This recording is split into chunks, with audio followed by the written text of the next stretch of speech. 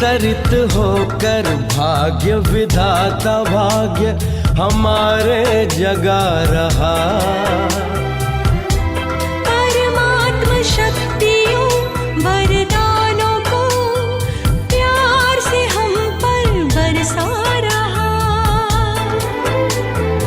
अंतर मन का आंचल भर ले, चलो आज जीवन सफल कर ले। अंतर मन का आंचल भर ले,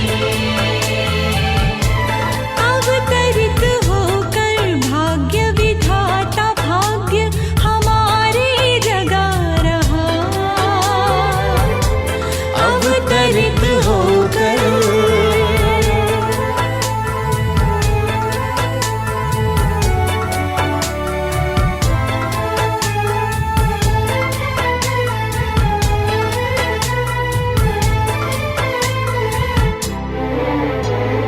धैर्य धरो धरती वालों, ये रात ढलेरी जाएगी।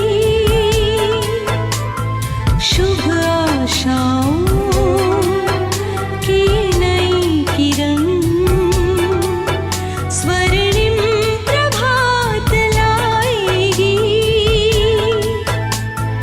ये परमात्म दिव्य संदेश का अनहद नाद है गूंज रहा।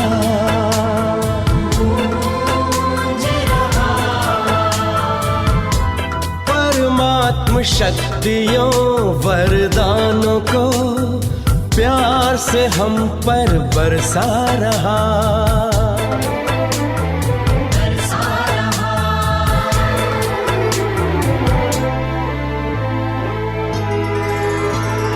परम धाम से शिव निराकार आए, साकार मनुज तन का माध्यम बनाए। दिया दिव्य नाम ब्रह्मा जिनको, कहा आए नव सृष्टि रचाए। जीवन हुआ कमल हृदय हर पल आनंद विभोर हो रहा। परमात्मा शक्तियों वरदानों को प्यार से हम पर बरसा रहा। बरसा रहा। યાદ છે કે ભૂલી ગયા?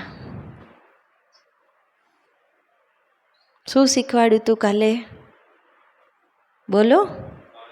હા, ચાર્જિંગ કરવાનું. ઘરે જઈને કર્યું કે ભૂલી ગયા? જળ ચાર્જ અને અન્ન ચાર્જ કર્યું ને ગઈકાલે? શીખીને ગયા પછી ઘરે પણ પાછું કરવું પડે ને. જેમ સ્કૂલમાં ભણીને જઈએ પછી ટીચર શું આપે? હોમવર્ક. એ પણ કરવું પડે ને. ખાલી ભણી લઈએ અને હોમવર્ક ન કરીએ તો પણ એટલો ફાયદો ન થાય. એટલા માટે અહીંયા પણ આપણે આ સ્કૂલમાં આવીએ છીએ, રોજ જે ભણીએ છીએ એ અહીંયા શીખીએ છીએ, પછી ઘરે જઈને કરવાનું પણ છે. ફરી એ રોજ રોજ નવું નવું શીખતા રહેવાનું અને કરતા રહેવાનું છે.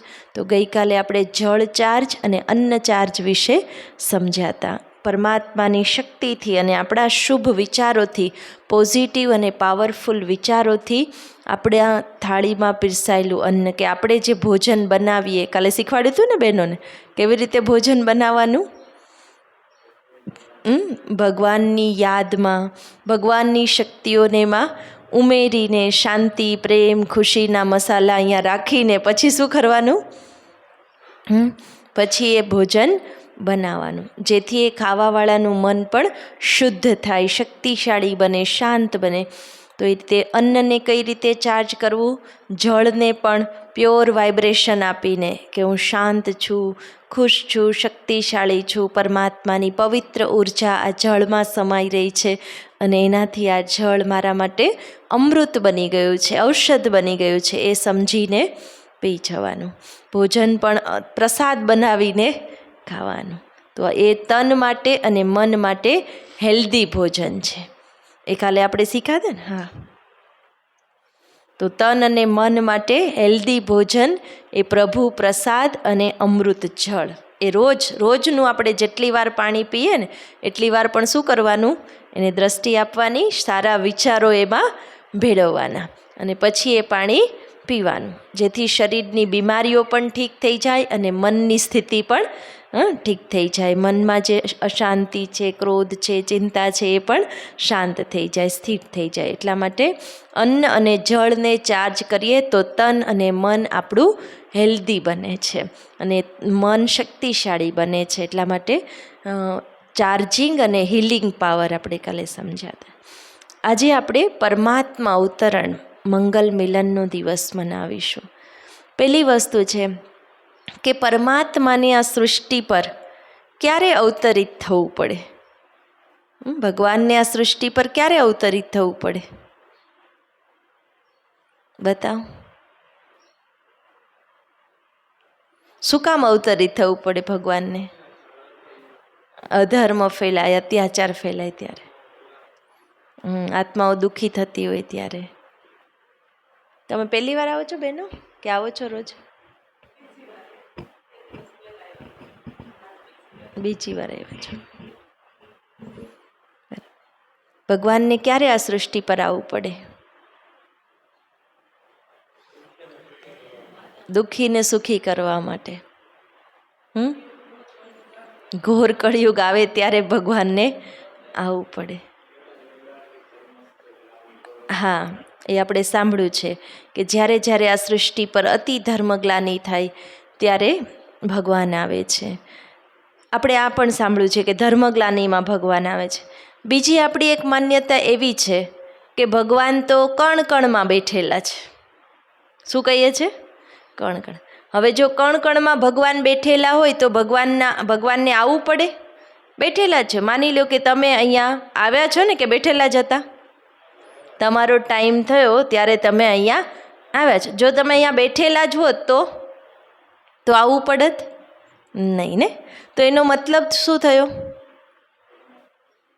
કે ભગવાન અહીંયા જ છે કે ભગવાનને આવવાનું છે? શું કહેશો? જો અહીંયા જ હોત તો આ દુનિયાની સ્થિતિ કેવી હોત એ બતાવો. કણ કણમાં ભગવાન હોત તો દરેક કણ કેવો હોત? કેવો હોત બોલો? કણની વાત છોડો, આપણી અંદર ભગવાન હોત તો આપણે કેવા હોત બોલો? આજે આત્મા દુઃખી છે, અશાંત છે, બીજી આત્માને રડાવી રહી છે, ડરાવી રહી છે, એની અંદર ભગવાન છે? હોઈ શકે? બેનો શું કહેવું છે? જો ભગવાન બેઠા હોય તો આવી સ્થિતિ હોય આત્માની? એ સમજવા જેવું છે ને કે ભગવાન આવે છે કે ભગવાન છે, એ પહેલાં આપણી પાસે સ્પષ્ટતા હોવી જોઈએ. એક બાજુ આપણે કહીએ છીએ કણ કણમાં બેઠા છે, બીજી બાજુ આપણે એમ કહીએ છીએ મારામાં, તમારામાં, બધામાં બેઠા છે, ત્રીજી બાજુ એમ કહીએ બસ આત્મા એ જ શું છે? પરમાત્મા છે. અને ચોથી વાત આપણે એમ કહીએ છીએ કે જ્યારે જ્યારે ધર્મગ્લાનિ થાય ત્યારે ભગવાન આ સૃષ્ટિ પર આવે છે. ચારમાંથી સત્ય શું? વિચારવા જેવી વાત છે ને. આવો ક્યારેય વિચાર નથી કર્યો. જેણે જે કીધું આપણે શું કીધું? હા, એ વાત સાચી. હા, એ વાત સાચી. બધી વાતને આપણે સાચી માની લીધી છે, પણ એના વિશે આપણે વિચાર નથી કર્યો. જેમ મેં કીધું કે કણ કણમાં ભગવાન હોય તો દરેક કણ એટલે કે આખી સૃષ્ટિ, કણ કણ એટલે બધું જ કેવું હોય? પરફેક્ટ. કારણ કે ભગવાન આપણે કોને કહી શકીએ? જે પરફેક્ટ હોય, સંપૂર્ણ હોય. તો આજે સૃષ્ટિ પરફેક્ટ છે કે નથી? નથી. બીજી બાજુ જો આપણી અંદર જ ભગવાન બેઠા હોત તો આપણે બહાર ભગવાનને યાદ કરવાની જરૂર પડત. આપણું દુઃખી થાય એટલે તરત આપણી નજર ક્યાં જાય? ક્યાંય સહારો ન મળે તો શું કહીએ? હે ભગવાન, હવે તમે તો સામે જુઓ. ક્યાં જોઈએ છે આપણે? ઉપર. આપણી અંદર જ ભગવાન બેઠા તો આપણે અરીસામાં જોઈને કહેત કે હે ભગવાન અંદર બેઠા છો, બહાર તો આવો. કહીએ છીએ ક્યારે? ક્યાં જોઈને કહીએ છીએ? ઉપર જોઈને. એનો મતલબ કે ભગવાન ક્યાંક ઉપર છે, એને આપણે બોલાવી રહ્યા છે. આપણી આત્મા જ પરમાત્મા હોત તો આત્મા કેવી હોત? એકદમ સંપૂર્ણ હોત, સારામાં સારી, બેસ્ટમાં બેસ્ટ હોત. પણ આજે આત્મામાં કંઈક કંઈક કમી છે, અશાંતિ છે, ચિંતા છે, ક્રોધ છે, ડર છે, દુઃખ છે, ભય છે. આ બધું શું છે? આત્માની અંદર કમજોરી છે. અને એટલા માટે જ આપણે કહીએ છીએ કે ભગવાન તમે આવો. આવો મતલબ કે અહીંયા છે નહીં. બીજી બાજુ આપણે એમ પણ સાંભળ્યું છે કે ભગવાન યુગે યુગે અનેક અવતાર લે છે. કોઈ 24 અવતારને માને છે, કોઈ લાખો અવતાર કે છે ભગવાનના. આ વાત સાંભળી છે? હવે જો ભગવાન યુગે યુગે અવતાર લેતા હોય તો દરેક યુગ સતયુગ બને જાય ને. જ્યાં ભગવાન આવે તે યુગ કેવો થઈ જાય? સતયુગ બેસ્ટ થઈ જાય ને. તો દરેક યુગ સતયુગ હોવો જોઈએ ને. પણ અત્યારે શું ચાલી રહ્યું છે? કળિયુગ. અને અત્યારે એ કળિયુગની પણ સ્થિતિ ક્યાં પહોંચી ગઈ છે? ઘોર. જેને આપણે શું કહે છે? ઘોર કળિયુગ, હળાહળ કળિયુગ. જો ભગવાન યુગે યુગે આવતા હોત તો કળિયુગ આવત ખરો? એ પણ વિચારવા જેવી વાત છે. તો ખરેખર ભગવાન ક્યારે આવે છે, શું કામ આવે છે, કઈ રીતે આવે છે? પરમાત્માના અવતરણની કહાની, સત્ય ઘટનાને આજે આપણે સમજવાની છે કે ભગવાનને ક્યારે આ સૃષ્ટિ પર આવવું પડે છે. પહેલી વસ્તુ કે માની લ્યો આપણને શરદી થઈ હોય, થોડી ઘણી શરદી ઉધરસ જેવું હોય, તો આપણે શું કરીએ? સીધા સુપર સ્પેશિયાલિસ્ટને મળીએ નહીં. તો શું કરીએ? પહેલાં ઘરગથ્થુ ઓસડિયા કરીએ, કોગળા કરીએ કે નાશ લઈએ કે જે કાંઈ ઘરમાં થઈ શકે એવું કરીએ. છતાંય ન મટે તો આપણે આપણા ફેમિલી ડૉક્ટરને મળીએ, જે આપણી આસપાસ હોય કે આ શરદી છે નથી મટતી, એને મળીએ. પછી એનાથી સારું ન થાય તો આપણે એમ કહીએ અમરેલીમાં કોઈ અનુભવી મોટા ડૉક્ટર હોય તો એને આપણે મળીએ કે આ શરદી કેમ સારી નથી થતી. એનાથી પણ ન મટે તો એ શું સલાહ આપશે? કે હવે સુપર સ્પેશિયાલિસ્ટ પાસે જવું પડશે, કે તમારી શરદી થોડી કોમ્પ્લિકેટેડ છે, ખબર નહીં કેમ નથી મટતી, હવે આ સિટીમાં જાઓ, અહીંયા જાઓ, ત્યાં આના સ્પેશિયાલિસ્ટ છે, આટલા વર્ષોના અનુભવી છે, એને તમારે મળવું પડશે. શરદી તો શરદી જ છે, પણ એનું શું થયું? વધતી ગઈ, અસાધ્ય બની ગઈ. અને અસાધ્ય બની ગઈ એટલે એના માટે શું કરવું પડ્યું? સુપર સ્પેશિયાલિસ્ટને મળવું પડ્યું. એ જ રીતે આ સૃષ્ટિ પર અનેક દેવાત્માઓ આવે છે, જન્મ લે છે. સતયુગથી લઈને તે ત્રેતાના અંત સુધીમાં 33 કરોડ દેવાત્માઓ આ સૃષ્ટિ પર આવે છે. કેવી આત્માઓ? દિવ્ય આત્માઓ, જેને આપણે શ્રી રામ કહીએ છીએ, શ્રી કૃષ્ણ કહીએ છીએ, દેવી અને દેવતા કહીએ છીએ. એ બધી કેવી આત્માઓ હતી? દિવ્ય આત્માઓ. અને એના સમયમાં સૃષ્ટિ પણ કેવી હતી? સંપૂર્ણ, પરફેક્ટ હતી. એ સમયમાં કોઈ દુઃખ, અશાંતિ, ચિંતા નહોતું. પણ સમય વીતતા શું થયું? કે જેમ જેમ આત્માની બેટરી ઘટીને એમ બીમારી વધી. એટલે દુઃખ શરૂ થયું, અશાંતિ, ચિંતા, ભય એ શરૂ થયું. એટલે ધર્માત્માઓ આવી. શું થયું? ધર્મપિતાઓ. દ્વાપરયુગ પછીથી કોણ આવ્યું? ધર્મપિતાઓ, ધર્માત્માઓ જેને આપણે કહીએ છીએ. અને એ ધર્મપિતાઓએ પણ સારો જ સંદેશ આપ્યો. કોઈએ શાંતિનો આપ્યો, કોઈએ પ્રેમનો આપ્યો, કોઈએ આનંદમાં રહેવાનો સંદેશ આપ્યો. દરેક ધર્મ પિતાઓ જે પણ આવ્યા, ચાહે મહાવીર આવ્યા, ગૌતમ બુદ્ધ આવ્યા, ઈસુ ખ્રિસ્ત આવ્યા, મોહમ્મદ પૈગંબર આવ્યા, કોઈ પણ ધર્મના સ્થાપક આવ્યા, કોઈએ એમ નથી કીધું કે હું ભગવાન છું. કોઈ ધર્મ પિતાએ એમ નથી કીધું હું ભગવાન છું. આ ચિત્ર ચાલુ કરો. જો સામેનું પેલું બીજું ચિત્ર દેખાય છે ને, એમાં દેખાશે તમને. ફોન દોરેલો છે ને, પહેલી સ્વિચ, પહેલી સામેનું ચિત્ર દેખાય છે, બીજું નિરાકાર પરમાત્મા વાળું. એમાં બધાની આંગળી જુઓ, બધા ધર્મ પિતાની આંગળી. શું કે છે? હા, કે અમે પરમાત્મા છીએ એમ આંગળી કોઈએ નથી કરી. બધા ધર્મ પિતાઓએ શું કીધું? પરમાત્મા એક છે. બધા દેવાત્માઓ પણ એકની જ પૂજા કરી રહ્યા છે. જોઈએ છે ને આપણે દેવાત્માઓ, ચાહે રામ છે, શ્રી કૃષ્ણ છે. તો દરેક ધર્મ પિતા, દરેક મહાન આત્મા, દેવાત્મા, બધાએ એક જ ઈશારો કર્યો છે કે પરમાત્મા એક છે. અમે પરમાત્મા નથી. ધર્મપિતાએ શું કીધું? અમે ભગવાન નથી, અમે ભગવાનના દૂત છીએ. શું છીએ? દૂત. દૂત એટલે સંદેશવાહક. પરમાત્માનો સંદેશ આપવા માટે અલગ અલગ ધર્મ પિતાઓ આવ્યા. એના પછી મહાન આત્માઓ આવી છે. આપણે કહીએ છીએ ને મહાત્મા મૂળદાસજી, તો એ શું છે? મહાન આત્માઓ આવે. કળિયુગના સમયમાં આવી, આપણે જોઈએ ને એ તો 500 વર્ષની અંદર આવી ગયા. તો મહાત્માઓ આવી, એણે પણ નથી કીધું હું ભગવાન છું. એણે પણ શું કીધું કે ભગવાન એક છે, ભગવાન આપણા પિતા છે.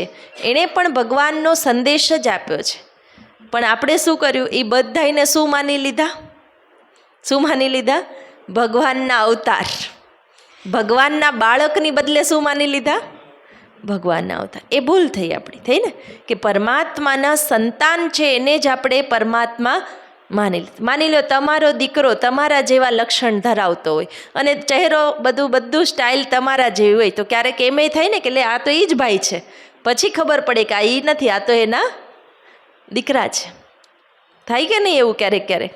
તો એ જ રીતે પરમાત્માના સંતાનો, ચાહે દિવ્ય આત્માઓ હતા, ધર્મ આત્માઓ હતા, મહાન આત્માઓ, એણે પરમાત્માનો સંદેશ આપ્યો. એની અંદર પણ પરમાત્મા જેવા લક્ષણો હતા, એટલે આપણે એને શું માની લીધું? પરમાત્મા. પણ એ બધા પણ શું કહે છે કે પરમાત્મા એક જ છે. એ કોણ હોઈ શકે?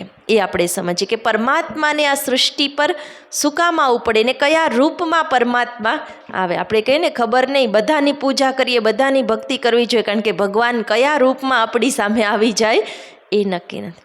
ભગવાનના કોઈ વેરાયટી રૂપ નથી. ભગવાનનું જે ઓરિજિનલ સ્વરૂપ છે એ જ્યોતિ બિંદુ સ્વરૂપ છે. એક point of light, point of energy. જેવી આપણી આત્માનું સ્વરૂપ છે ને એવું જે પરમાત્માનું સ્વરૂપ છે, જે દિવ્ય જ્યોતિ બિંદુ છે. અને એને પણ ક્યારે આ સૃષ્ટિ પર આવવું પડે? સામાન્ય સ્થિતિમાં ભગવાનને આવવું ન પડે. કીધું નાનકડી શરદી થોડીક હોય તો સુપર સ્પેશિયાલિસ્ટની જરૂર ન પડે. પણ આપણે જે કીધું છે ધર્મગ્લાની, તો આપણે ધર્મગ્લાની એટલે બહારનું વિચારીએ છીએ કે બહાર બહુ ધર્મગ્લાની થાય ત્યારે ભગવાન. ખરેખર એ ધર્મગ્લાની શરૂ અંદરથી થાય છે. આત્મા જ્યારે પોતાનો સ્વધર્મ ભૂલે ને ત્યારે ધર્મગ્લાની થાય છે. સ્વધર્મ શું છે આત્માનો? આપણે રોજ સાંભળીએ છીએ, હું શાંત છું, હું શક્તિશાળી છું, હું પ્રેમ સ્વરૂપ આત્મા છું, હું આનંદ સ્વરૂપ આત્મા છું, હું જ્ઞાન સ્વરૂપ આત્મા છું, એક શુદ્ધ પવિત્ર આત્મા છું. એ 7 ગુણો એ આપણો સ્વધર્મ છે. એ તો અહીંયા આવ્યા પછી આપણે 7 ગુણો વિશે સાંભળતા હતા. બાકી તો એ 7 ગુણોને શું કરતા હતા?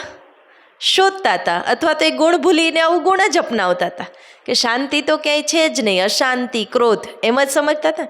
એટલે સૌથી પહેલાં આત્મા પોતાનો સ્વધર્મ ભૂલી. ધર્મગ્લાની ક્યાંથી શરૂ થઈ? ધર્મગ્લાની એટલે શું?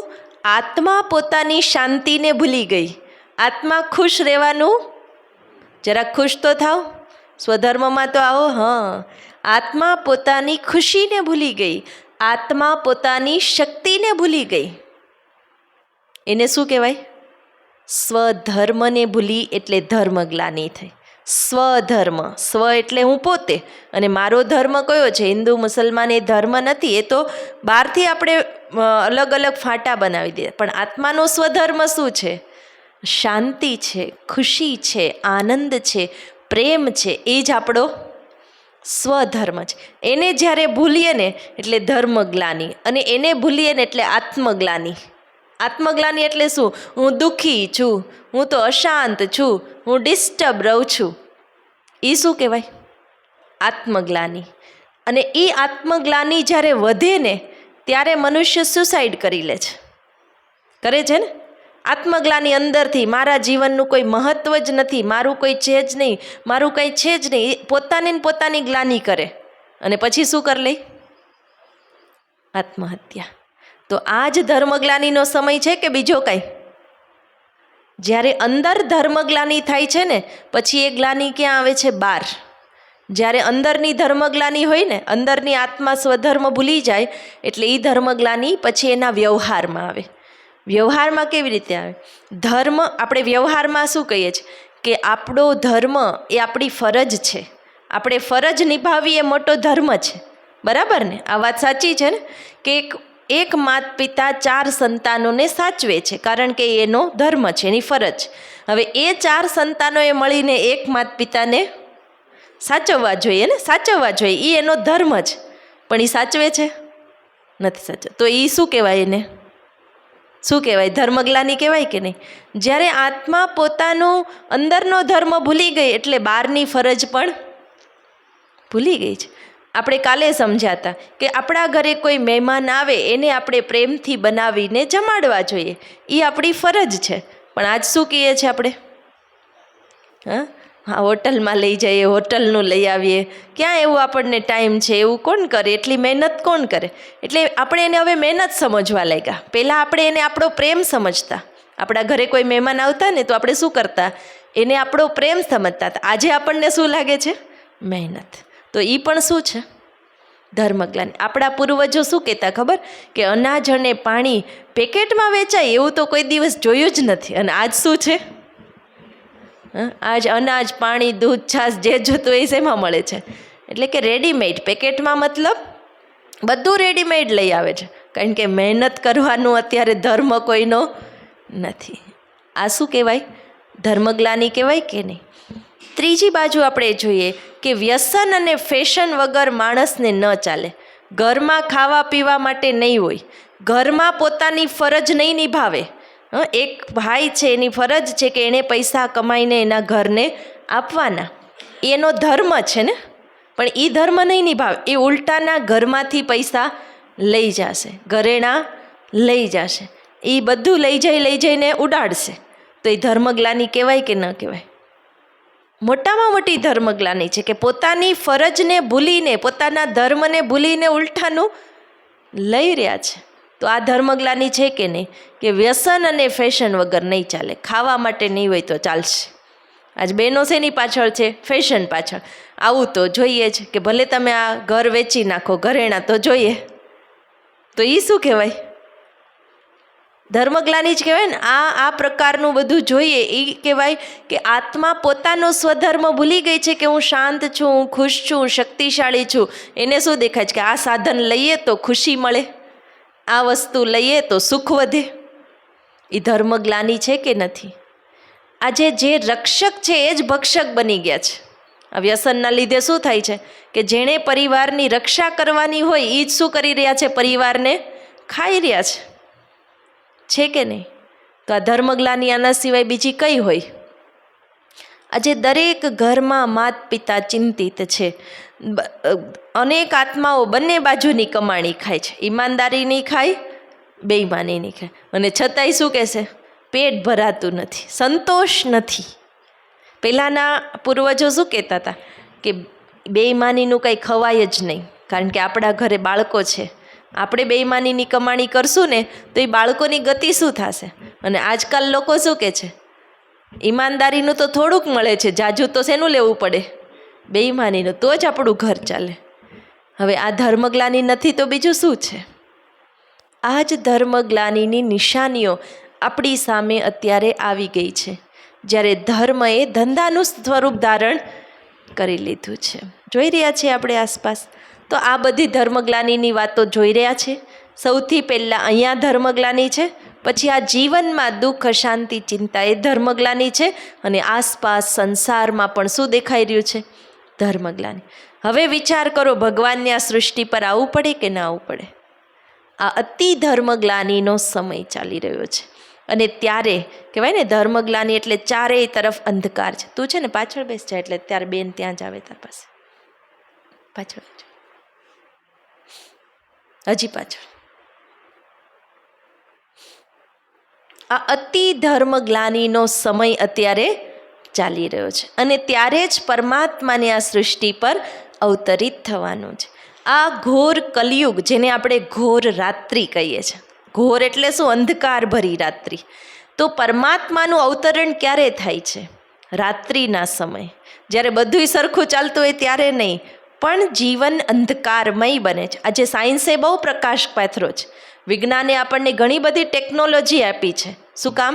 કે જીવનનો અંધકાર દૂર થાય. એટલા માટે જ આપ્યો છે ને કે ભાઈ મોબાઈલ તમને થોડીક અગવડતા પડતી હતી, મોબાઈલ આપ્યો કે મોબાઈલથી તમે એકબીજા સાથે વાત કરી લો. આજે કેટલા સાધનો છે. પહેલાં લાઇટ નહોતી, પંખા નહોતા. આજે બધી સગવડતાના સાધનો સાયન્સે આપ્યા છે. રાજ્ય સત્તા પણ એનું કામ કરી રહી છે, વિજ્ઞાનની સત્તા પણ એનું કામ કરી રહી છે, અને ધર્મ પિતાઓ પણ એનું કામ કરી રહ્યા છે. આ બધી સત્તાઓ આજે છે, છતાં પણ અંધકાર વધે છે કે ઘટે છે? વધે છે. એટલે જ કહેવાય છે કે આ ઘોર રાત્રિમાં પરમાત્માનું અવતરણ થાય છે, જેને શિવરાત્રિ આપણે કહીએ છીએ. શિવરાત્રિ એટલે ખાલી રાતના 12 વાગ્યાની વાત નથી, પણ કઈ વાત છે? આ સૃષ્ટિની રાત્રિ, કે જ્યારે આ સૃષ્ટિ પર આવો ઘોર અંધકાર ભરેલો સમય આવે છે ને, ત્યારે એ દિવ્ય શક્તિ, એ પરમ જ્યોતિ, એ દિવ્ય જ્યોતિ, એ મહાજ્યોતિ પરમાત્મા શિવનું આ સૃષ્ટિ પર દિવ્ય અવતરણ થાય છે. અને થઈ ચૂક્યું છે, કારણ કે આ અંધારી રાત્રિ તો આવી જ ગઈ છે ને. તો પરમાત્માનું અવતરણ પણ આ સૃષ્ટિ પર છેલ્લા 88 વર્ષોથી થઈ ચૂક્યું છે. થવાનું છે નહીં, પરમાત્મા સૃષ્ટિ પર અવતરિત થઈ ચૂક્યા છે. જે પરમાત્મા, જેને આપણે શિવ કહીએ છીએ, શિવનો અર્થ થાય છે કલ્યાણકારી. જે પરમાત્મા બધાનું કલ્યાણ કરવા માટે આ સૃષ્ટિ પર આવે છે. પરમાત્મા કોઈના પણ શરીરને નથી જોતા, કારણ કે એ પોતે જ એક પરમ જ્યોતિ છે, આત્મા છે, પરમાત્મા છે. તો એ બધાને શું જુએ છે કે આ બધી આત્માઓ દુઃખી છે, અશાંત છે, ચિંતાતુર છે, ડિપ્રેશનમાં છે. આ આત્માઓની પોકાર સાંભળીને પરમાત્મા સૃષ્ટિ પર આવે છે. પરમાત્માની દ્રષ્ટિએ કોઈ ભેદભાવ કોઈ આત્મા માટે નથી. પરમાત્માની દ્રષ્ટિ બધી જ આત્માઓ માટે સમાન છે. હવે એ પરમાત્મા, જેને આપણે ગોડ કહીએ છીએ, જો આ ચિત્રની અંદર બતાવ્યું છે GOD, ગોડ એટલે શું? G for generator, O for operator and D for destructor. પરમાત્મા આવીને આ 3 મુખ્ય કર્તવ્ય કરે છે: સ્થાપના, પાલના અને વિનાશ. એ ત્રણ દેવતાઓની રચના કરીને એના દ્વારા પોતાનું કાર્ય કરાવે છે. એટલા માટે આપણે જોઈએ પરમાત્મા શિવનું અવતરણ કઈ રીતે બતાવ્યું છે. તમે મંદિરમાં જોયું હોય કે શિવ મંદિર જ્યારે બને ને, ત્યારે શિવલિંગને ઉપરથી જ નીચે લાવવામાં આવે. ભાઈઓને ખબર હશે કે શિવ મંદિરમાં શિવલિંગ, જે જ્યોતિર્લિંગ હોય ને, એને ક્યારેય દરવાજામાંથી ન લઈ જાય. કેમ આવું કરે ભાઈઓ? ખબર છે કોઈને? જન્મ નથી. એનું પરમધામથી આ સૃષ્ટિ પર દિવ્ય અવતરણ છે. આપણે તો કહીએ પરંપરાથી આવું કરતા આવ્યા એટલે કરે છે, પણ એ પરંપરા શું કામ પડી છે? કે પરમાત્મા પરમધામથી આ સૃષ્ટિ પર દિવ્ય અવતરણ કરે છે, એનો જન્મ નથી. એટલા માટે શિવ અજન્મા છે. શિવ શંભુ, આપણે કહીએ શંભુ એટલે શું? સ્વયંભૂ. સ્વયં આ ભૂમિ પર અવતરિત થાય છે, પ્રગટ થાય છે. એટલા માટે એને શંભુ કહેવાય છે. શિવના માતા પિતાનું નામ જાણો છો? જાણો છો? ક્યાંય સાંભળ્યું જ નથી. શું કામ? એનો જન્મ નથી તો એના માતા પિતા ન જ હોય ને. એ અજન્મા છે, એ સ્વયંભૂ છે, એના કોઈ માતા પિતા નથી. એ બધાના માતા પિતા છે. શું છે? એટલે જ આપણે ભગવાન સામે શું ગાઈએ છીએ? ભગવાન ત્વમેવ માતાશ્ચ પિતા. તો ભગવાને કોઈકની આ સામે ગાતા હશે કે તમે મારા માતા પિતા? એમ બોલો, હોઈ શકે ભગવાનના માતા પિતા? નહીં, ભગવાન સર્વોચ્ચ હસ્તી છે, એ સર્વના માતા પિતા છે. એટલે જ તો બધી આત્માઓ એની આગળ જઈને ગાય છે કે તમે અમારા માતા પિતા, બંધુ, સખા, સ્વામી, સર્વસ્વ છો. હવે એ પરમાત્મા શિવ છે. જ્યારે આપણે અહીંયા નીચે જોઈ રહ્યા છે શંકર, તો આપણા મનમાં અત્યાર સુધી શું હતું? કે શિવ એ જ શંકર અને શંકર એ સાચી વાત. અત્યાર સુધી તો એમ માનતા હતા કે શિવ એ જ શંકર અને શંકર એ શિવ. પરંતુ આપણે સમજ્યા કે શિવ પરમાત્મા જે એક પોઈન્ટ ઓફ લાઇટ, એક જ્યોતિ બિંદુ સ્વરૂપ છે, અને એ આ ધરતી પર સ્વયં અવતરિત થાય છે. અને એની પૂજા કરવા માટે જ્યોતિર્લિંગ બનાવ્યું છે. જ્યોતિબિંદુ છે, એની પૂજા કરવા શું બનાવ્યું છે? જ્યોતિર્લિંગ, જેને આપણે શિવલિંગ પણ કહીએ છીએ. શંકરલિંગ એ નથી કહેવાતું. એ શું કહેવાય છે? શિવલિંગ કહેવાય છે. એનો મતલબ છે કે શિવ જ્યોતિ બિંદુની પ્રતિમાને શિવલિંગ બનાવી છે. જ્યારે શંકરની તો આવી મૂર્તિ હોય છે, શરીરધારી મૂર્તિ હોય છે. શંકર પણ હંમેશા ધ્યાનમગ્ન હોય છે. શંકરને તમે જુઓ, જ્યાં પણ બેઠા હોય તપસ્યામાં, તો એ કોની તપસ્યા કરી રહ્યા છે? હા, એનાથી ઊંચા છે શિવ પરમાત્મા, એની એ તપસ્યા કરી રહ્યા છે. અને શંકર માટે આપણે શું કહીએ છીએ કે તપસ્યા કરે અને જ્યારે એનું ત્રીજું નેત્ર ખુલે એ તાંડવ કરે અને શું કરે? મહાવિનાશ કરે. સાંભળ્યું છે આ વાત? તો શંકરનું કાર્ય મહાવિનાશનું છે, શિવનું કાર્ય કલ્યાણનું છે.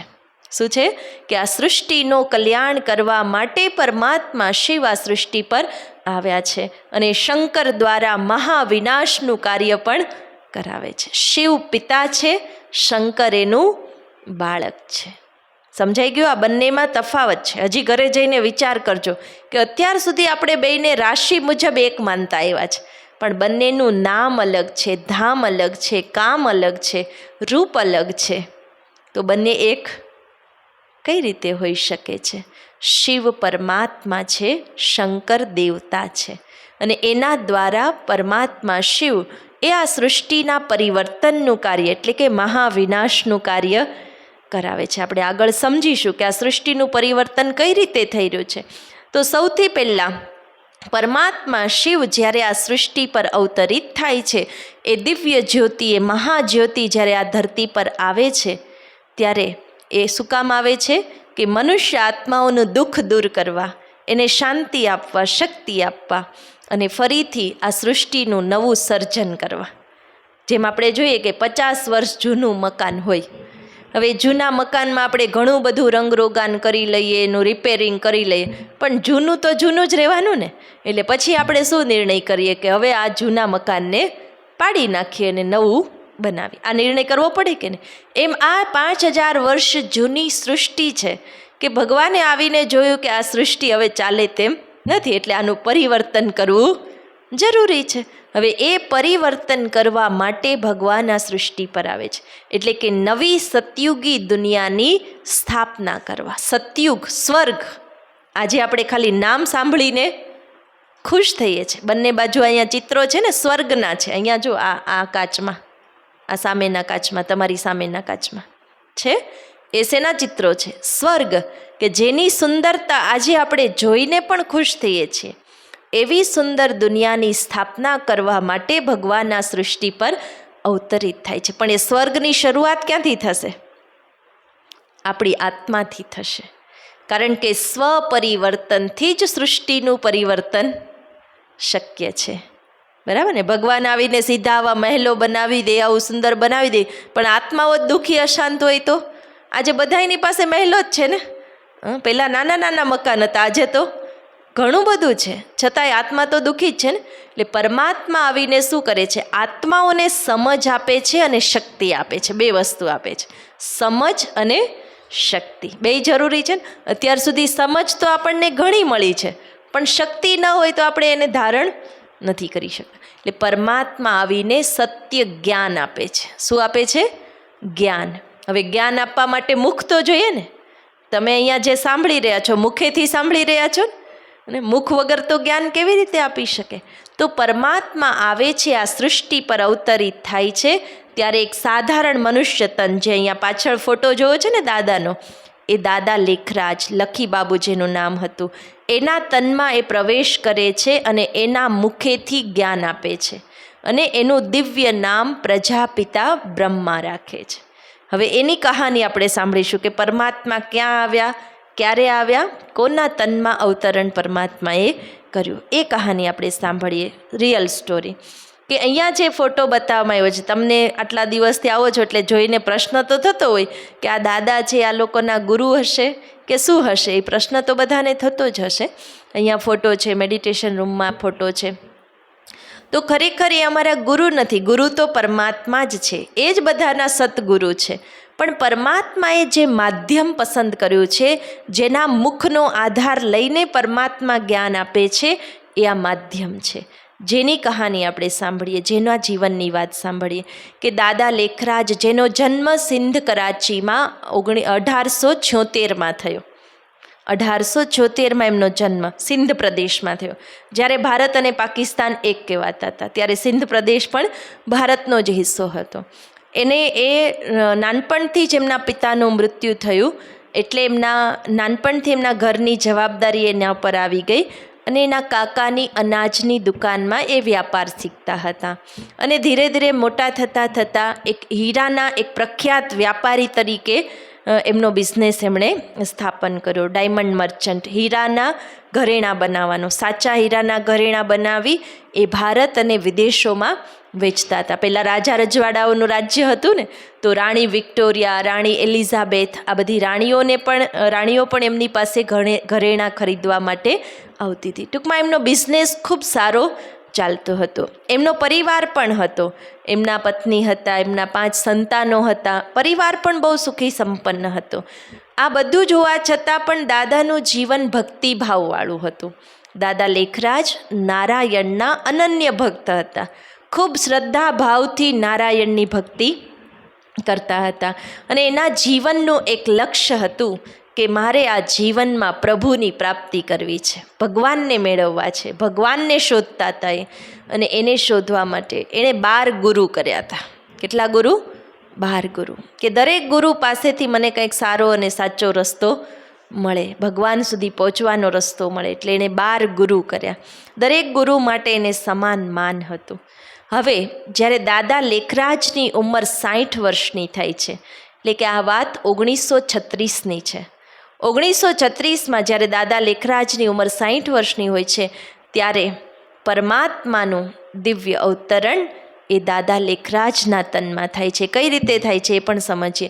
કે સૌથી પહેલાં તો એનો બિઝનેસ ખૂબ સારો હતો, ઘરમાં બધું બરાબર હતું, બધું જ સારું હતું. પણ અચાનક જ એક દિવસ જ્યારે દાદા પૂજામાં બેઠા હોય છે, ત્યારે એની સામે એને વિષ્ણુ ચતુર્ભુજ, 4 ભુજાવાળા વિષ્ણુના દર્શન થાય છે. અને અવાજ સંભળાય છે કે અહમ વિષ્ણુ ચતુર્ભુજ તતત્વમ, એટલે કે હું જે વિષ્ણુ છું એ તું જ છે.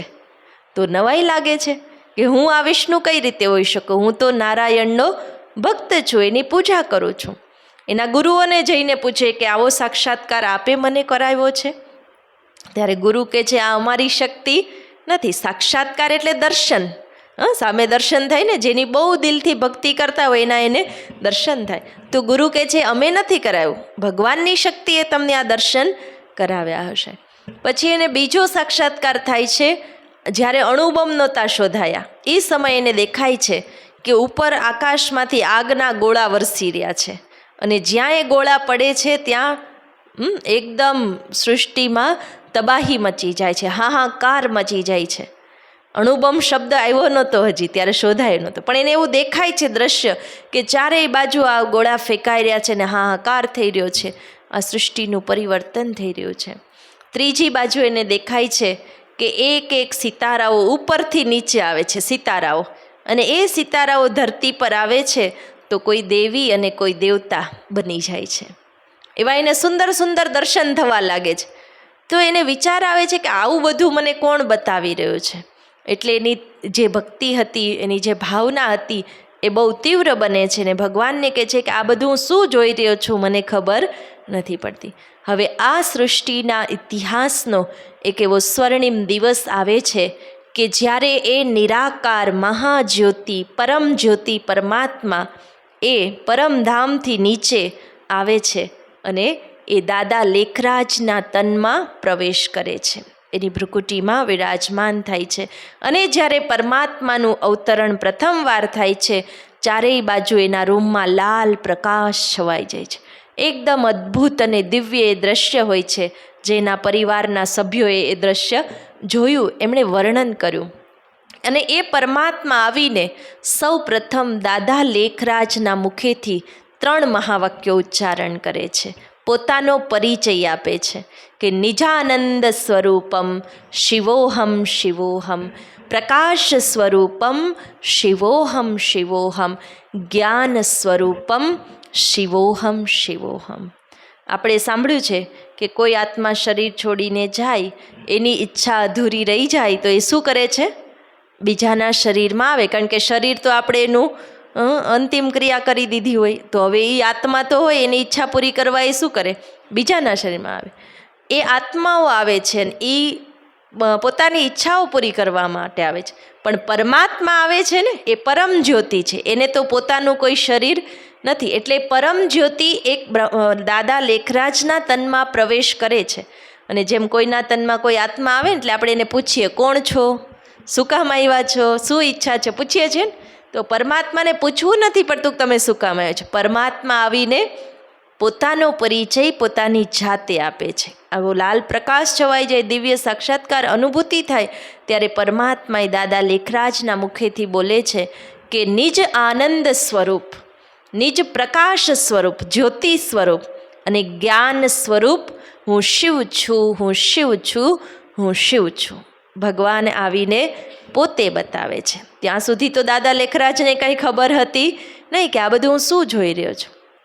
પછીથી એ દાદા લેખરાજના તનમાં પરમાત્માનું દિવ્ય અવતરણ રોજ થવા લાગે છે. અને શું કામ થાય છે?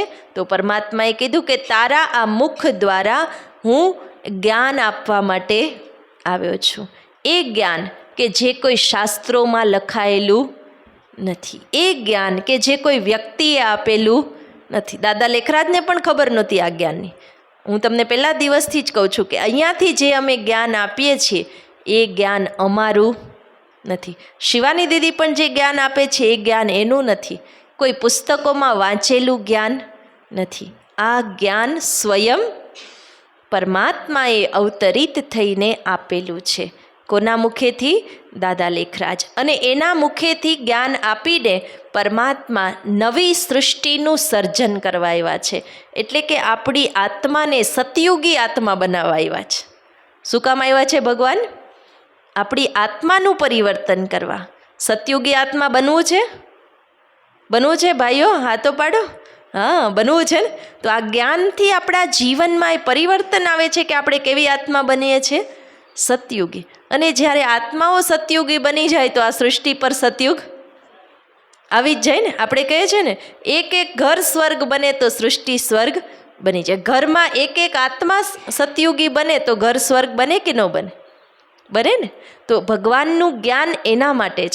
અને એટલા માટે પરમાત્માએ દાદા લેખરાજને નામ આપ્યું પ્રજાપિતા બ્રહ્મા. બ્રહ્મા દ્વારા સતયુગની સ્થાપના. આપણે કહીએ છીએ બ્રહ્મા સૃષ્ટિના સર્જનહાર છે. સાંભળ્યું છે ને કે સૃષ્ટિનું સર્જન કોના દ્વારા ભગવાને કરાવ્યું? બ્રહ્મા દ્વારા. તો કઈ રીતે કરાવ્યું? સમજાણું આ વાત કે દાદા લેખરાજના માધ્યમથી એણે જ્ઞાન આપવાનું શરૂ કર્યું અને એ જ્ઞાનથી આત્માઓનું પરિવર્તન શરૂ કર્યું. ભગવાને શેનું પરિવર્તન કર્યું? આત્માઓનું પરિવર્તન. અને જ્યારે આત્માનું પરિવર્તન થાય છે ત્યારે સૃષ્ટિનું પરિવર્તન ચોક્કસ થાય છે. એટલા માટે એનું નામ રાખ્યું પ્રજાપિતા બ્રહ્મા. હવે એ બ્રહ્મા કુમારી શું કામ કહેવાનું? તમને એમ થતું હશે ને આ સંસ્થાનું નામ બ્રહ્મા કુમારી શું કામ છે? કે પરમાત્માએ તો એ માધ્યમ પસંદ કર્યું જેનાથી પરમાત્માએ જ્ઞાન આપવાનું શરૂ કર્યું. એ જ્ઞાનના સત્સંગમાં ઘણા બધા પરિવાર જોડાઈ ગયા. જોતામાં 300 ભાઈ બહેનો નિયમિત રીતે સત્સંગમાં રોજ આવવા લાગ્યા. હવે જ્યારે 1950માં ભારત અને પાકિસ્તાન અલગ થયા, ભાગલા પડ્યા, ત્યારે એ સિંધ કરાચીમાંથી એ સત્સંગ અહીંયા શિફ્ટ થઈને ભારતમાં રાજસ્થાનમાં માઉન્ટ આબુ પર આવીને સ્થિત થયો.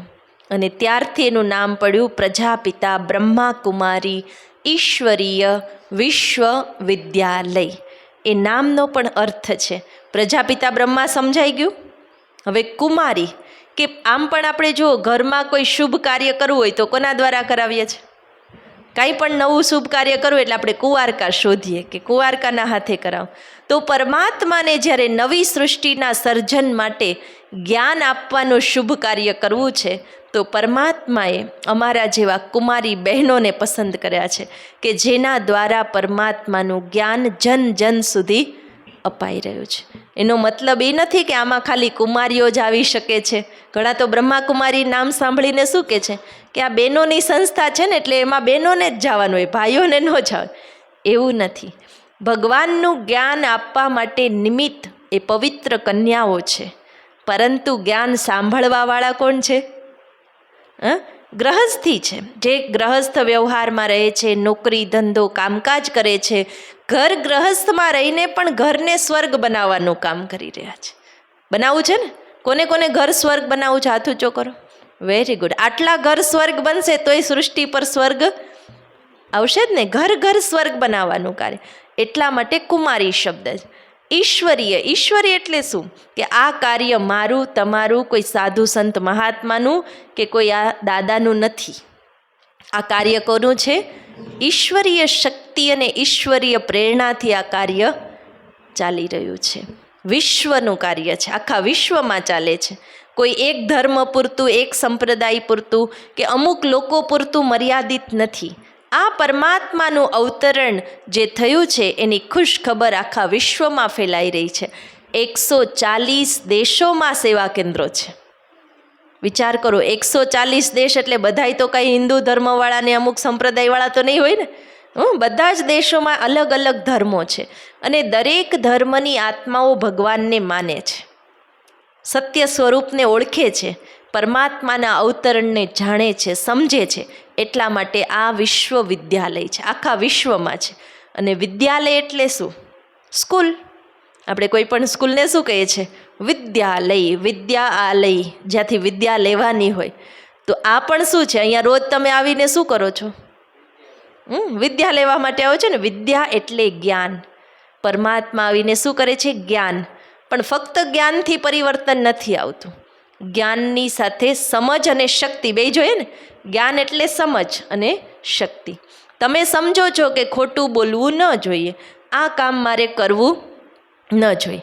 સમજ છે, પણ જ્યાં સુધી શક્તિ નથી ને ત્યાં સુધી, આપણે કહીએ છીએ ને મહાભારતમાં દુર્યોધનને સમજ બધી હતી કે શું કરવું જોઈએ ને શું ન કરવું જોઈએ, પણ સ્થિતિ કેવી હતી કે મારે જે ન કરવું જોઈએ એ છૂટતું નથી ને જે કરવું જોઈએ એ થતું નથી. બરાબર ને? આજે દરેકની સ્થિતિ કેવી છે? કે સમજ છે પણ શક્તિ નથી એ છોડવાની, ખરાબને છોડવાની અને સારાને ધારણ કરવાની. બરાબર ને? તો આ શક્તિ ભગવાન આવીને આપે છે. એટલે આ વિદ્યાલયમાં બે વસ્તુ મુખ્ય શીખવાડવામાં આવે છે, એક જ્ઞાન અને બીજું મેડિટેશન. મેડિટેશનથી શું મળે આપણને? શક્તિ. જ્ઞાનથી સમજ મળે અને મેડિટેશનથી શક્તિ મળે. તમે અહીંયા રોજ સારું શીખો છો, સમજો છો. એ કદાચ તમે પહેલાં પણ ક્યાંક તો સાંભળ્યું જ હશે કે સારું શીખ્યા હશો, સમજ્યા હશો. પણ અહીંયા વિશેષ મેડિટેશન એટલે કે સર્વશક્તિમાન સાથે આપણા મનનું કનેક્શન જોડીએ, એની પાસેથી શક્તિ લઈએ મેડિટેશનની. માફ કરવા માટે પણ શક્તિ તો જોઈએ ને, દુઆ આપવા માટે પણ શક્તિ તો જોઈએ ને, સહન કરવા માટે પણ શક્તિ જોઈએ. તો એ શક્તિ પરમાત્મા સિવાય કોણ આપી શકે? એ પાવર હાઉસ છે, એ પરમાત્મા આવ્યા છે સમજ અને શક્તિ આપવા માટે. બોલો, આપણે લેવી છે? લેવી છે? એ લેવા માટે જ આપણે અહીંયા આવીએ છીએ. તો પરમાત્માનું અવતરણ આ સૃષ્ટિ પર થઈ ચૂક્યું છે. આજે બહુ ખુશીના સમાચાર મળ્યા છે કે ભગવાન આવવાના છે નહીં, આવી ગયા છે. આવી ગયા છે કોના માટે? મારા માટે, આપણા માટે નહીં. આજે પર્સનલ કહેશું કે ભગવાન કોના માટે આવ્યા છે? મારા માટે આવ્યા છે. એટલી ખુશી. માની લો કે તમને કહેવામાં આવે કે આજે PM આવવાના છે, મોદીજી સ્પેશિયલ તમને મળવા, અને કોઈને કહેવામાં આવે કે આ મોટી વ્યક્તિ છે તમને મળવા આવે છે, તો તમે શું કરશો? શું કરશો? પહેલાં તો બહુ ખુશ થશો કે વાહ, મને મળવા આવે છે. પછી એ મળશે તો તમે એને શું કહેશો? તમારી બધી વાત કરશો ને. ખુશીના સમાચાર હશે, દુઃખની વાત હશે, કોઈ પ્રોબ્લેમ હશે, તમે બીજા બધાને પ્રોબ્લેમ એને કહી દેશો કે જો મારે તો આટલું બરાબર છે, પણ મારા આ સગાને નોકરી નથી, આને આમ નથી, બધું કહી દેશો કે નહીં? શું કામ? શું કામ? બોલો. તમને મળવા આવ્યા છે. તો ભગવાન કોના માટે આવ્યા છે? બોલો, આંગળી કરો, કોના માટે આવ્યા છે? ભગવાન મારા માટે આવ્યા છે. ભગવાનનું દિવ્ય અવતરણ આ સૃષ્ટિ પર મારા માટે થયું છે. મારી આત્માનું કલ્યાણ કરવા ભગવાન આવ્યા છે. મારી દુઃખ, અશાંતિ, ચિંતા, દર્દને દૂર કરવા માટે ભગવાન આ સૃષ્ટિ પર આવ્યા છે. જો બધાયના ભાગ્યમાં નથી હોતા ભગવાનને મળવાનું. હું તમને એક સ્ટોરી સંભળાવું, ધ્યાનથી સાંભળજો, પછી વિચારજો કે હું કેટલી ભાગ્યવાન આત્મા છું, તમે કેટલા ભાગ્યવાન છો વિચારજો. કે એકવાર એક રાજા હતા, ભગવાનના ભક્ત હતા, બહુ શ્રદ્ધાથી ભગવાનની ભક્તિ કરતા હતા. ભગવાન એના પર એક દિવસ પ્રસન્ન થાય છે અને ઉપરથી આકાશમાંથી એક પ્રકાશ અને અવાજ આવે છે, આકાશવાણી થાય છે કે હે વત્સ, તો તારે જે જોતું હોય એ માંગ. તો કે છે ભગવાન મારે તમારા દર્શન કરવા છે. ભગવાન કહે છે સરસ, હું તને દર્શન આપીશ. પણ એ રાજા શું કહે છે કે ભગવાન, હું મારી પ્રજાનું હિત ઈચ્છું છું, કે મારી પ્રજાને પણ તમારા દર્શન કરવા છે, તો મને પણ દર્શન આપો અને મારી પ્રજાને પણ દર્શન આપો. ભગવાન કહે છે જો તારી ભક્તિ બરાબર છે, તારી ઈચ્છા છે કે દર્શન આપો, હું તને આપી શકું, પણ મને નથી લાગતું તારી પ્રજા એ દર્શનને લાયક હોય. તો કે ના ના, મારી પ્રજા બહુ ભક્તિ કરે છે, એને પણ તમારા દર્શન કરવા છે. તો કે જીદ કરે છે કે ભગવાન જો તમે મને દર્શન આપો ને તો મારી પ્રજાને તો દર્શન આપવા જ જોઈએ. એટલે ભગવાન એની જીદ પર કહે છે કાંઈ વાંધો નહીં, ચાલો તારી પ્રજાને હું દર્શન આપીશ. કાલે સાંજે 6 વાગ્યા રાજ્યની બહાર એક ઊંચી ટેકરી છે ને, ત્યાં હું દર્શન આપીશ, તારી પ્રજાને લઈને તું આવજે. એટલે રાજા આખા નગરમાં ઢંઢેરો પીટાવે છે. પહેલાં તો ઢોલ વગાડીને સમાચાર આપતા ને કે કાલ સાંજે 6 વાગે ભગવાન આપણને દર્શન આપવાના છે, બધાય આવજો, બધાય આવજો. બધા ખુશ થઈ જાય, વાહ રાજા આપણને ભગવાનના દર્શન કરવા લઈ જશે. બધા ખુશ થઈ છે. બીજે દિવસ સાંજે 4 વાગ્યા એટલે રાજા રાણી અને પાછળ એની પ્રજા કાફલો નીકળ્યો છે ભગવાનના દર્શન માટે. હવે જેવા થોડાક રાજ્યની બહાર આગળ નીકળ્યા ને તો એક બાજુ ચાંદીના ચકમકતા સિક્કાનો પહાડ આવ્યો. શેનો પહાડ? ચાંદીના ચકમકતા સિક્કા. એટલે જેટલી પ્રજા હતી ને એમાંથી અડધી પ્રજા એ બાજુ ચાલવા માંડી. શું કામ? ઓ ચાંદીના સિક્કા આમ પડ્યા છે, આપણને ક્યારે મળે, લાવો લઈ લે. એટલે એમાં ચાલો. એટલે રાજાનું ધ્યાન ગયું, અરે મૂર્ખાઓ શું કરો છો, ત્યાં ક્યાં જાઓ છો? ભગવાન દર્શન માટે સામે ઊભા છે, તમે ચાલો ત્યાં. તો કે તમારે જવું હોય તો જાઓ, અમારે તો ચાંદીના સિક્કા મળ્યા ને, બધુંય મળી ગયું. હવે રાજાને બહુ અફસોસ થાય છે. અડધી પ્રજા વધી, રાજા રાણી વધ્યા, એ આગળ ચાલ્યા. તો આ બાજુના ખૂણામાં સોનાના સિક્કાનો પહાડ આવ્યો. શેનો પહાડ? સોના. તો અડધી જે પ્રજા વધી તે કઈ બાજુ ચાલવા માંડી? સોનાના સિક્કા બાજુ. રાજા કે છે ઓહો, સોનાના સિક્કા તો પછી મળે, ભગવાનના દર્શન થોડા પછી થશે, ચાલો તમે. તો કે ના, અમાર માટે સોનાના સિક્કા મળ્યા ને ભગવાન મળ્યા બરાબર, અમારે ન થવું, તમારે જવું હોય તો જાઓ. હવે વધ્યું કોણ? રાજા અને રાણી બે વધ્યા. રાણી કે છે રાજા તમે ખોટું આ તમારી પ્રજા માટે મહેનત કરો, પ્રજા લાયક નથી. તો કે તું તો મને સાથ આપજે. ત્યાં સામે હીરાનો પહાડ દેખાય છે. શેનો પહાડ? હીરાનો. તો રાણી કઈ બાજુ ચાલવા માંડી? હીરાના પહાડ. તો રાજા કહે છે તું તો મને સાથ આપ, કે તું તો મારી સાથે ચાલ ભગવાનના દર્શન કરવા. તો કે તમારે જવું હોય તો જાઓ, મારે તો આ હીરા મળ્યા, હાર બનાવવાનું, સાડીમાં લગાડવાનું ઘણું કરવું છે, તમે જાઓ એક ભગ. હવે કોણ વધ્યું? રાજા. ભાગ્યશાળી કોણ છે બોલો? રાજા એક છે જેને ભગવાન મળ્યા. તમને આજે એટલી ખુશી છે કે આ સૃષ્ટિ પર ભગવાન અવતરિત થઈ ચૂક્યા. ભગવાને કોઈ બંધન નથી રાખ્યું કે હું આને જ મળું કે આને જ મળું. ભગવાને કીધું હું તમને મળવા માટે આવ્યો છું. પણ ભગવાનને મળવાવાળા કેટલા હોય? કેટલા હોય? આપણે કહીએ ને કોટોમાં કોઈ, કોઈમાં કોઈ, એકાદ વિરલ હસ્તી હોય. શાબાશી આપો કે તમે કોણ છો? એ વિરલ હસ્તીઓ છો, એ મહાન આત્માઓ છો કે તમે ભગવાનના ઘર સુધી પહોંચ્યા છો. તમને એમ થતું હશે અમારા સગા સંબંધીને લઈ આવીએ, અમારા પરિવારજનોને લઈ આવીએ, અમારા અડોશી પડોશી આવે. ઈચ્છા તો તમારી સારી જ છે ને, રાજાની હતી એવી જ તમારી છે. તમે એ બધાનું સારું જ ઈચ્છો છો.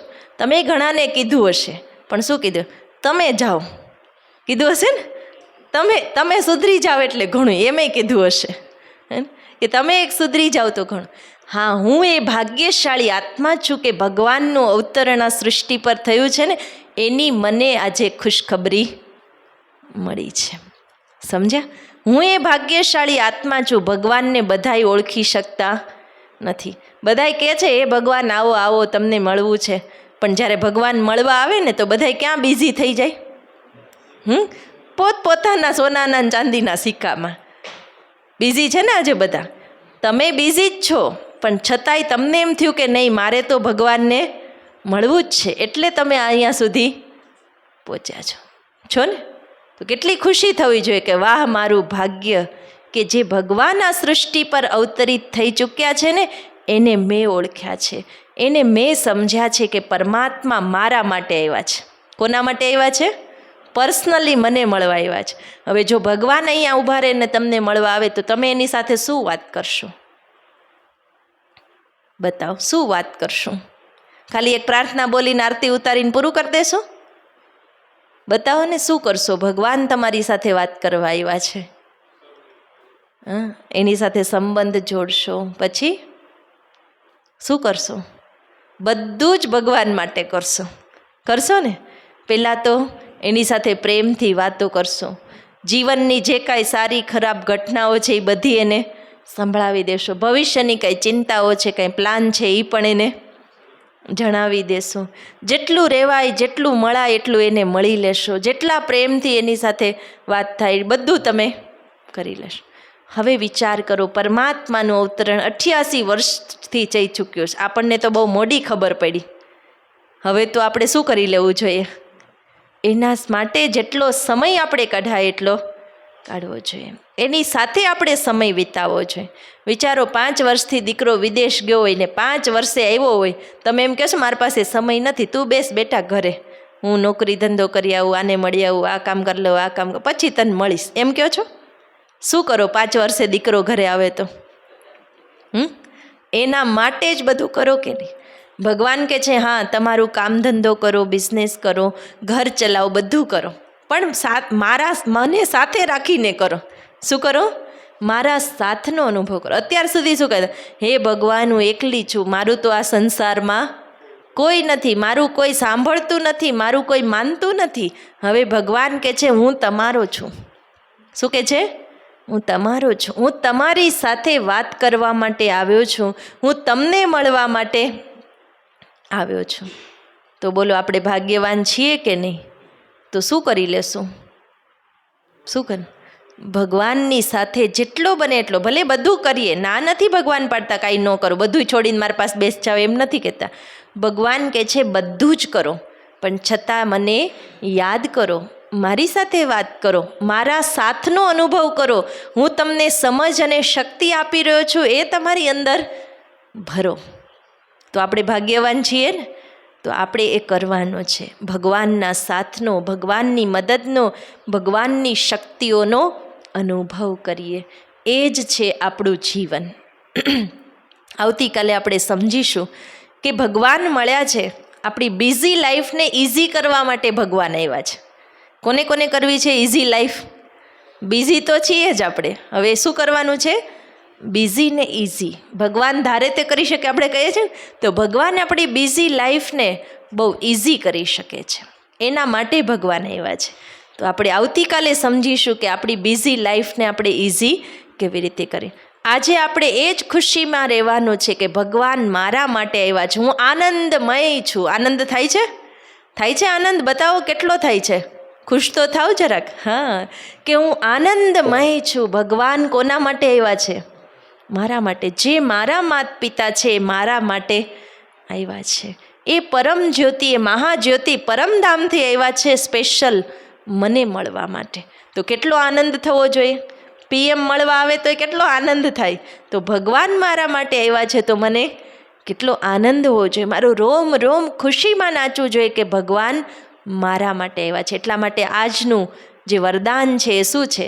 મેં આનંદમય હું. બોલો, મેં આનંદમય હું. આનંદ આનંદ આનંદ. બસ ચારેય બાજુ જીવનમાં આનંદ છે. કોઈ પૂછે ને કેમ આટલા ખુશ છો, તો શું કહેશો?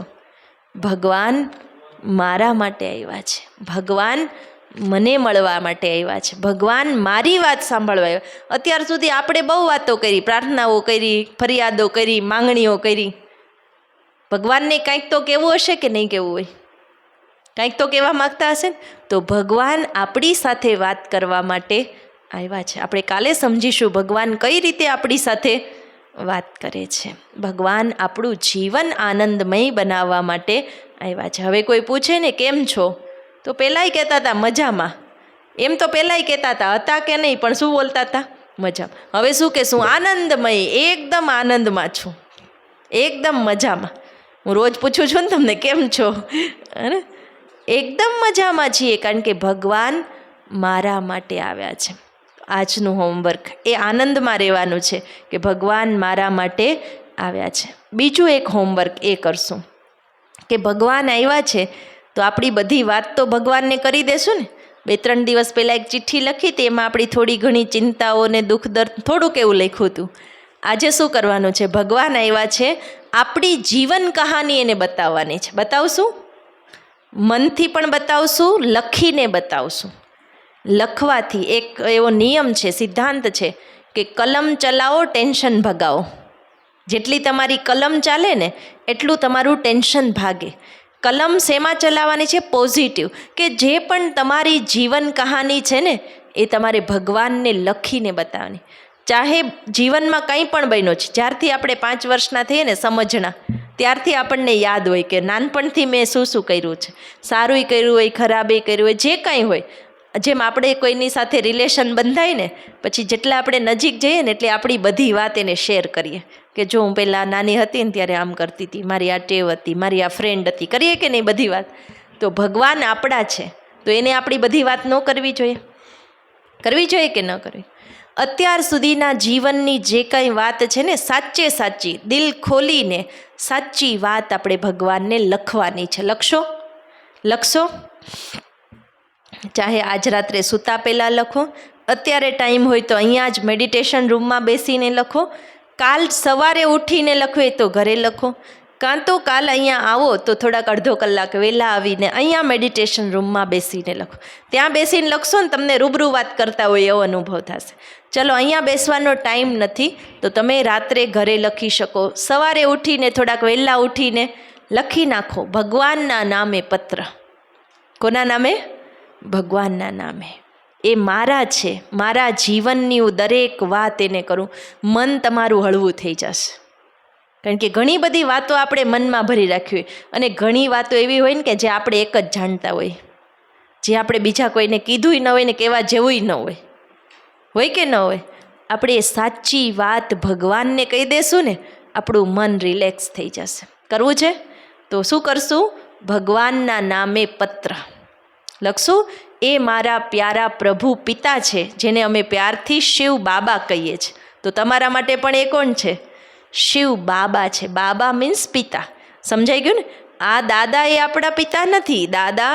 દાદાના પણ પિતા કોણ છે? એ પરમાત્મા, પરમ જ્યોતિ, મહાજ્યોતિ. એ શિવ પિતા એ મારા પિતા છે. તો પ્યારા શિવ બાબાને એક પત્ર લખશું. એના બાળક બનીને સાચે સાચું એને જણાવી દેશું. નીચે તમારું નામ પણ લખી શકો છો કે હું આત્મા, આ શરીરધારી, આ નામધારી આત્મા છું. જેથી ભગવાનને ખબર પડે ને આટલા બધા બાળકોમાંથી આ પત્ર કોનો છે. કોઈ વ્યક્તિ નહીં વાંચે. ચિંતા નહીં કરતા કે મારી લાઈફ સ્ટોરી કોઈક વાંચી લેશે તો. કોઈ વ્યક્તિ નહીં વાંચે. એ કોણ વાંચશે? ભગવાન વાંચશે.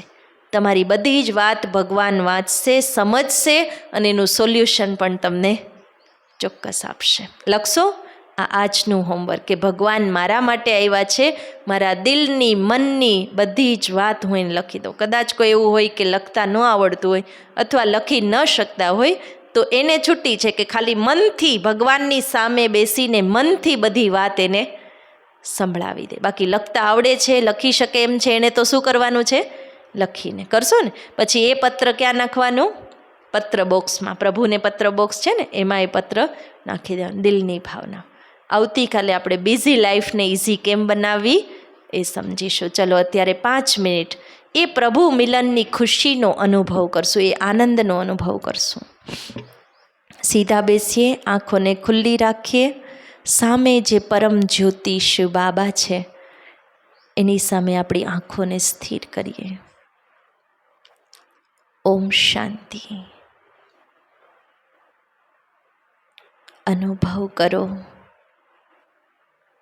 કે આ સંસારમાં હું સૌથી વધુ ભાગ્યવાન આત્મા છું. હું આનંદમય છું.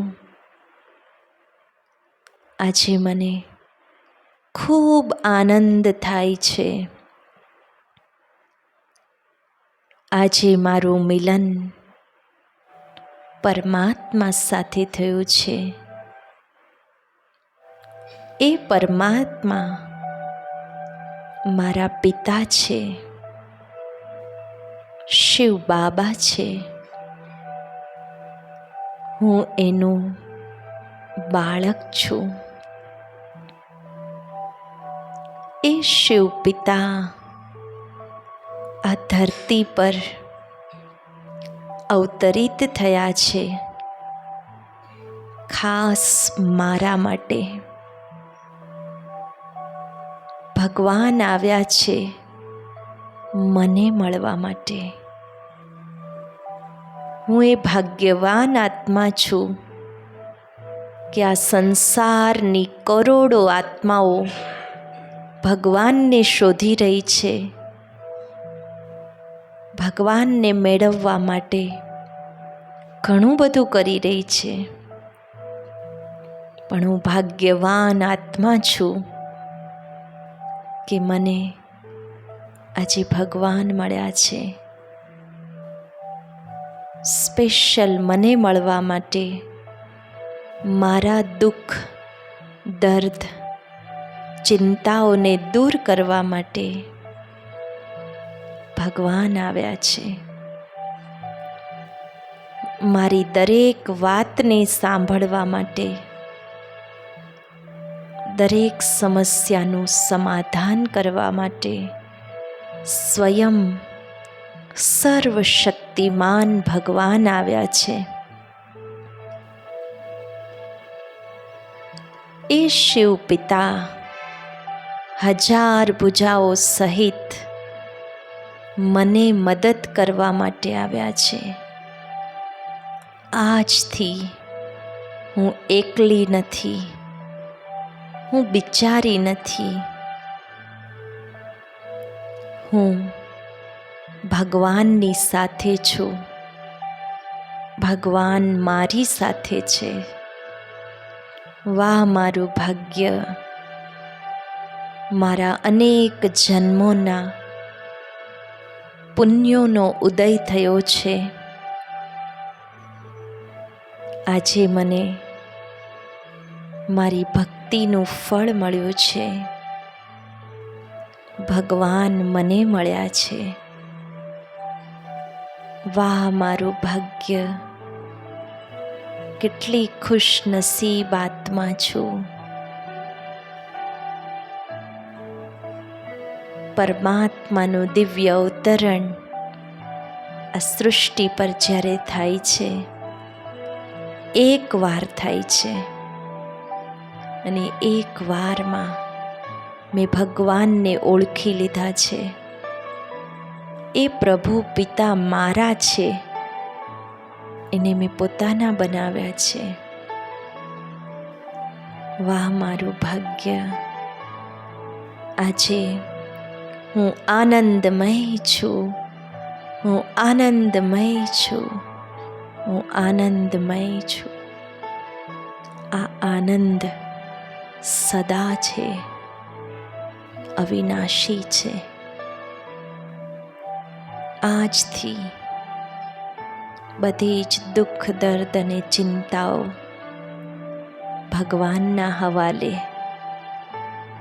બસ આજથી હંમેશા હું આનંદમાં રહીશ, આનંદમય રહીશ. હું આનંદમય આત્મા છું.